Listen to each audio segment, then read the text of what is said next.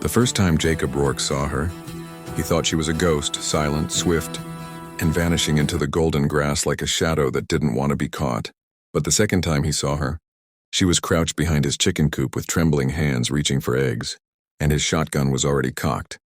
The crack of the metallic lever echoed through the still morning air. She froze. He stepped forward, and the truth hit him like a lightning bolt. She wasn't a ghost. She was a woman, a young Apache widow thin from hunger, clutching 3 eggs to her chest as if they were treasure. "Stand up," Jacob demanded. She didn't move. Her breath shook. Her eyes looked up at him wide, dark, terrified. A single streak of dust cut across her cheek like a bruise. Her lips trembled as she whispered in barely audible English, "My kids are hungry." Those 4 words cracked something inside. Jacob, something he had built walls around for years. He lowered the gun instinctively, confused, angry, shaken. No outlaw he'd ever chased spoke like that. No thief begged for mercy with eyes full of shattered hope. But she wasn't begging. She wasn't even defending herself. She was simply telling him the truth. And it hurt. He didn't speak for several long seconds as she remained on her knees, bracing herself for the worst. The morning wind tugged at the fringes of her dress, lifting them like the last threads of dignity she hadn't already lost. "What's your name?" he finally asked. She swallowed hard. "Naira. You from the Apache camp east of here?" "My people," she whispered, voice straining. "They are gone. Soldiers burned the camp. My husband died trying to protect us. I ran with my children. 2 little girls. They haven't eaten in 2 days." Jacob stepped back, shaken harder than he ever had been in his life. He had seen death. He had seen cruelty, but nothing compared to the quiet devastation in the woman kneeling before him, and nothing prepared him for what she said next. "I didn't want to steal," she whispered, placing the eggs gently on the ground. "Take them back. Punish me, but please, don't hurt my children. They're hiding. They are too scared to move." Jacob's throat tightened. "Hiding where?" She didn't speak. She simply lifted her chin toward the dry, rolling field beyond the coop. Jacob followed her gaze. His heart slammed against his ribs. Something moved. 2 tiny shapes half buried in tall grass, peeking out like frightened fawns. Tiny, skinny, barely alive. He holstered the shotgun. "Bring them," he said quietly. "All 3 of you. Come inside." The woman stared at him in stunned disbelief, then shook her head fiercely. "No, you will call the soldiers. They kill any Apache they find." "I'm not calling anybody," Jacob said. But his voice had lost its usual roughness. "Your kids need food, you too. I ain't watching anyone starve on my land." Naira still hesitated. Fear twisted into her bones as deep as breath. Jacob took a risk he had never taken with anyone, let alone a stranger. He placed his shotgun on the ground, slowly, deliberately. Her breath hitched. He saw her shoulders loosen just a little. "You can trust me," he said. "I ain't got reason to lie." For the first time, her eyes softened. She called out something in Apache, gentle, soothing. 2 small girls emerged, no older than 5 and 7, their hair tangled and their faces pale under the rising sun. They clung to their mother's legs, trembling when Jacob stepped closer. He knelt down until he was eye level with them. "You girls hungry?" he whispered. The older one nodded hesitantly. The younger one tried to be brave but burst into tears instead. That alone nearly broke him. He stood in motion toward the house. "Follow me." Naira gathered her daughters, holding them close, watching Jacob's every step as if he could turn into a monster at any second. When they reached the porch, Jacob opened the door and stepped back to give them space. Inside, the wooden cabin smelled of coffee and firewood. Naira's eyes darted around as if memorizing every escape route. She kept the girls behind her like a protective shield. Jacob moved slowly, hands visible, nothing abrupt. He set bread, dried meat, and warm stew from last night on the table. "You can eat," he said quietly. "All of you." Naira shook her head immediately. "They eat first." He noticed she didn't say we. She said they. She hadn't eaten either. The little girls approached the table timidly. The older one looked at her mother for approval before touching the bread. The younger one just stared at the food as if unsure it was real. "Go ahead," Naira whispered. "It's okay." The girls ate, slow at first, then desperately. Jacob watched the hunger tear out of them like a wild animal escaping a cage. Naira didn't take a bite. She held her composure by sheer force, though her stomach growled loud enough for Jacob to hear. You too, he said. I can wait, she whispered, avoiding his gaze. You don't have to. Her eyes lifted, and for the first time he saw a spark of something other than fear, weariness, pain, gratitude, buried so deep under trauma that it barely surfaced. She ate in small bites, careful, respectful. Jacob didn't move until she was done. She watched him. He watched her. An uneasy silence settled in the cabin. Finally, Jacob sat across from her at the table. You can stay here, he said. Naira stiffened. No, too dangerous. For who, he asked.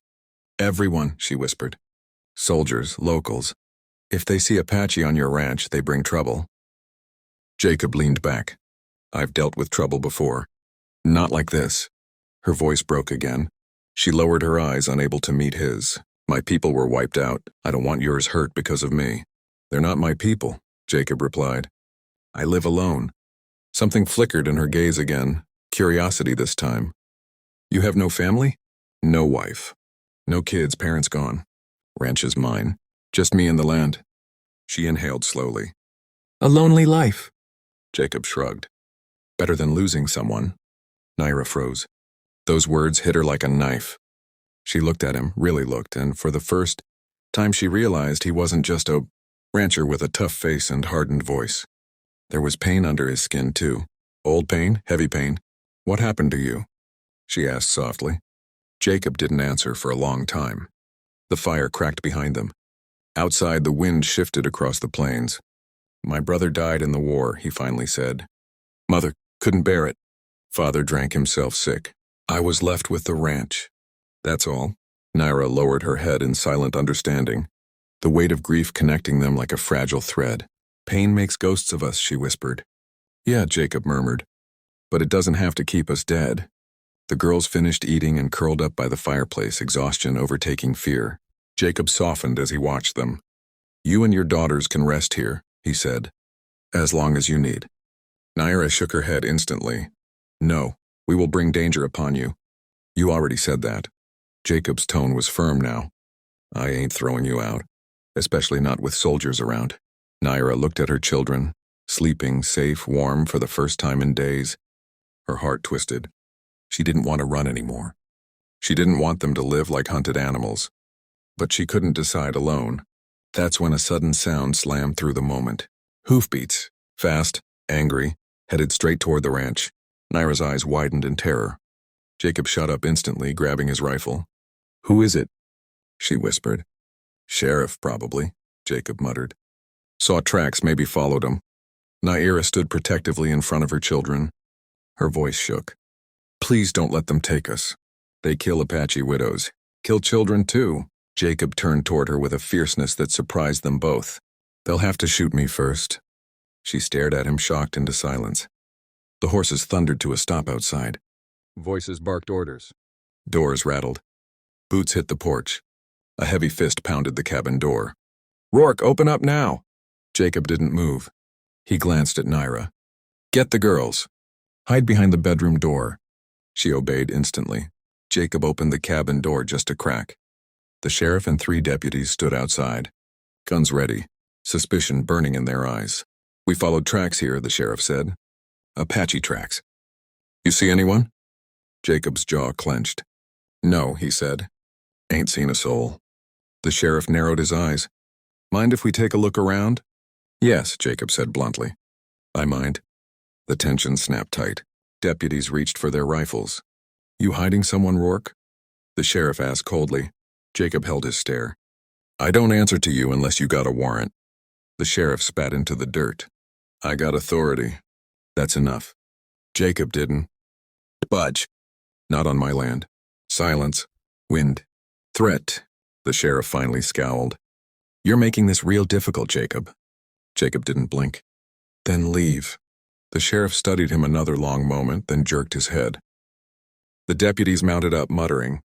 The posse rode off, suspicion still simmering like wildfire, ready to return. When Jacob finally closed the door, Naira emerged from the bedroom holding her daughters close. She looked at him with disbelief, fear, and something else, something warm. Why did you lie for us? She whispered, voice trembling. Jacob leaned his rifle against the wall. Because you weren't stealing eggs. You were trying to keep your kids alive. Her eyes filled with tears she didn't allow to fall. You could be killed for helping us. Then I'll take that risk. She swallowed hard. My husband died protecting us, she whispered. No other man ever stood for me. Until you. Jacob met her gaze slowly, deeply. Something unspoken passed between them. Something fragile and dangerous and beautiful. You're safe here, he said quietly. I promise. Her voice cracked as she answered. I believe you. Night fell over the ranch, quiet and peaceful. The girls slept near the fire. Naira sat across from Jacob, watching him with gentle, uncertain eyes. And Jacob realized his heart hadn't felt this alive in years. Because sometimes fate didn't come like a blessing. Sometimes it came disguised as a starving widow stealing eggs at dawn. And changed everything. And Jacob Rourke knew one thing. Whatever came next, he would fight for Naira and her daughters. With his land. His life. His last breath if he had to. Because their presence didn't just break his heart. They healed it.